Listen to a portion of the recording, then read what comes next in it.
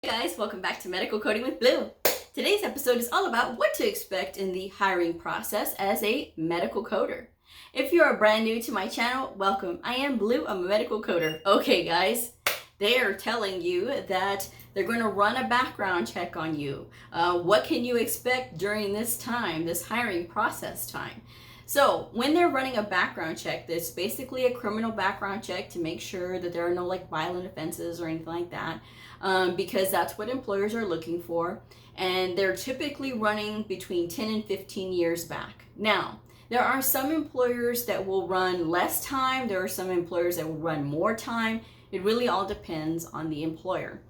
So whatever you have, just make sure that you are honest on your application, because they will find it, okay? This is not something that you can hide anything, because they are looking for things. And they do this because we have access to very sensitive information.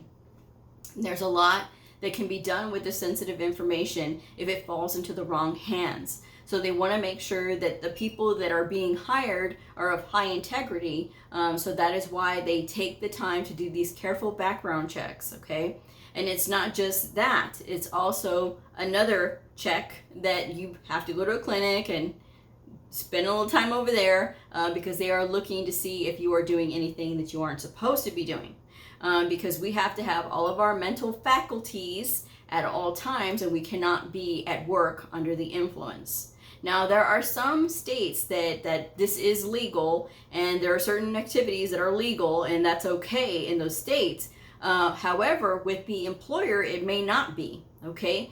Because keep in mind that we have to have all of our mental faculties when we are working with this information, and we cannot be under the influence.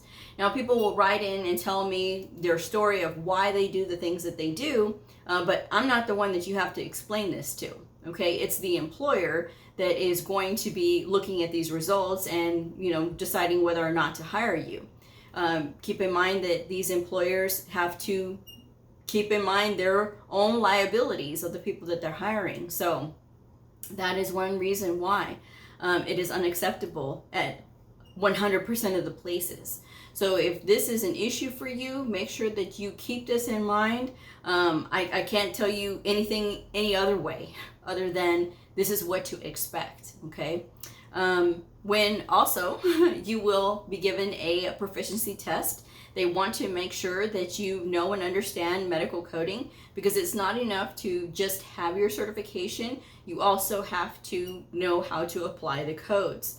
Now, the reason that they do this is because there are a lot of schools, these predatory schools, that are out there, and they will be pumping out these medical coders, and they'll say, oh yeah, well they'll train you on the job and that kind of thing, and they'll teach them how to pass certification exams, and that's it. They won't teach them the fundamentals of coding. They won't really explain things to them, and they by chance pass this test because they were trained to pass a test, but not really how to code. This is why new coders have a very hard time getting a job in the beginning.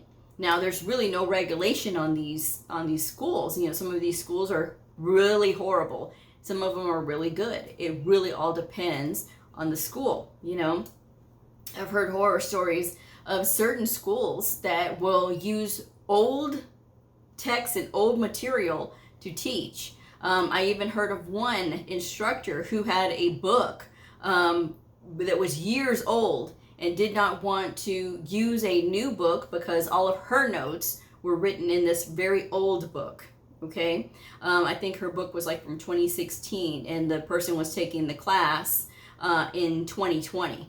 So there have been many updates since then, okay? And there's been changes.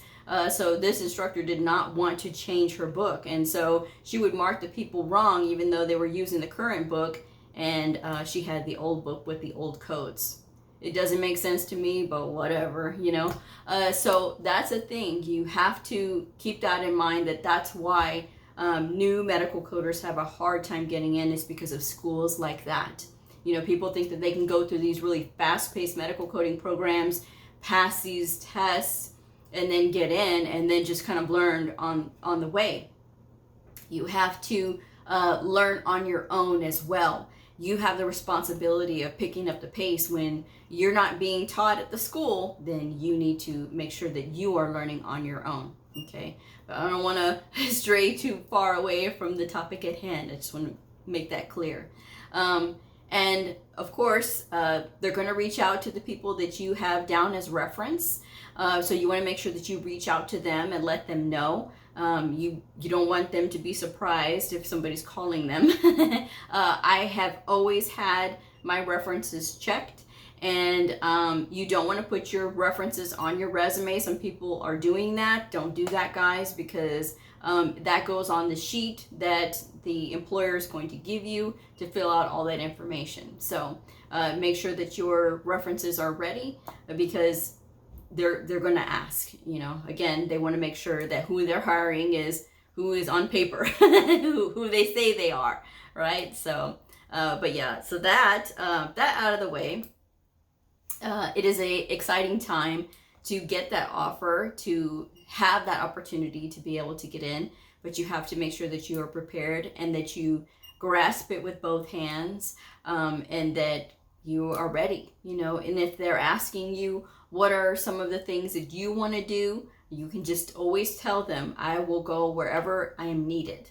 Because in theory, all medical coders should be able to be put into any clinic, and after a certain amount of time, getting used to the clinic, they should be able to be up and running, because we have been tested on all specialties in order to pass these certification exams. And again, if you went through a fast-paced medical coding program and they trained you just to pass a test, then it is your responsibility to make sure that you are getting that training that maybe that you were lacking. It is an investment.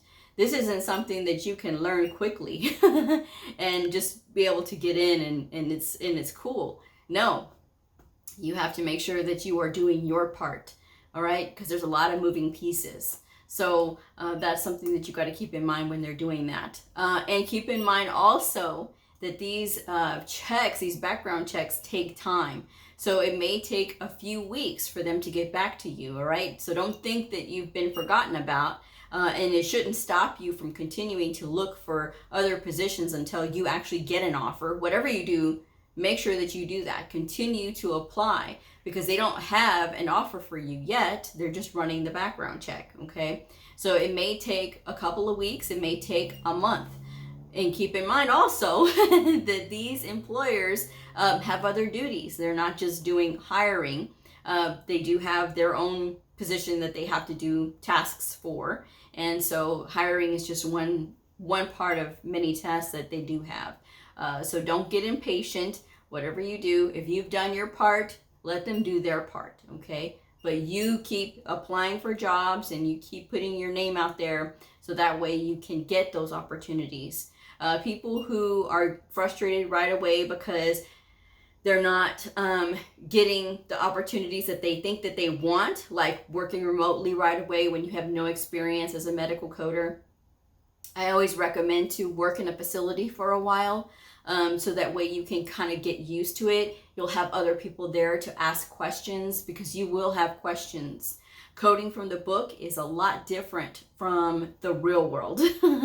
In the book, there's all the information that you ever need, right? But in the real world, it's really going to depend on how well that provider is trained and how well they want to document on that day. So that's something that you have to know when you are out there searching for a job. Make sure that you keep all of your options open. Apply for medical coding positions, apply for medical billing positions, and keep in mind that the titles of positions are going to be different. Sometimes I have seen medical coding positions be called revenue integrity specialist.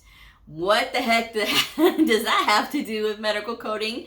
To me, it sounds like it's a billing position, but when you read the job description, it's actually a medical coding position, not a billing position. And so that's something that you also have to know. People will get frustrated and say, there's no jobs in my area, because they're simply putting medical coding. And when in actuality, there's just different names for medical coders. So I encourage you to read the job listing and read what they're looking for. Sometimes they're under health information specialist. Sometimes it's under, I've seen them like healthcare information technology, and that it was just weird. It was a really weird name. So just make sure that when you're looking through those job listings that you're looking at all the details, okay?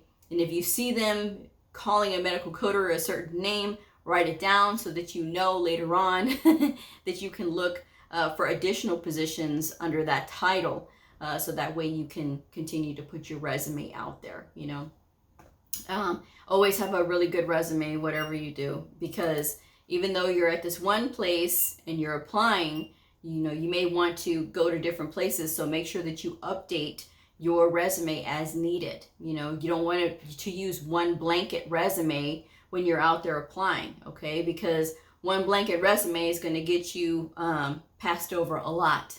You know, these employers like to know that you are just looking at working at their facility, and they have all of your attention. So you have to make it like, okay, I'm applying at this position, and I've updated my resume to reflect that, and then I want to apply at this other place with this other position title, and I'm going to make sure that my resume shows that I want to be in that type of position, okay? Never assume that the employer knows what you're looking for, all right?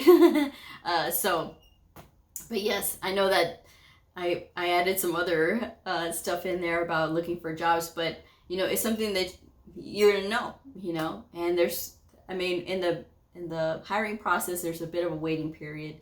So there's still time to be out there applying to different places, because sometimes some people are a lot faster at this process. Some places are, and some are just going to take their time. So whatever it is, just make sure that you are being proactive, so that you can get a position as soon as possible. Because I know, like, the longer you have been at a school and the longer you have gotten your certification, you're without that job, I know that it's very easy to start forgetting things. So you want to make sure that you get in as soon as possible. But at least that's just my advice anyway. So yes, be patient with the hiring process, and that is what you can expect, that you're going to get a background check, that they're going to screen you for certain things, okay? So just be ready. And that your references will be called, okay? And the rest is just waiting. All right, so I'm gonna go ahead and wrap this one up, but thank you guys so much for joining me. If this video helped you, I hope that you will like it. Subscribe if you haven't already, and I will see y'all next time. Bye.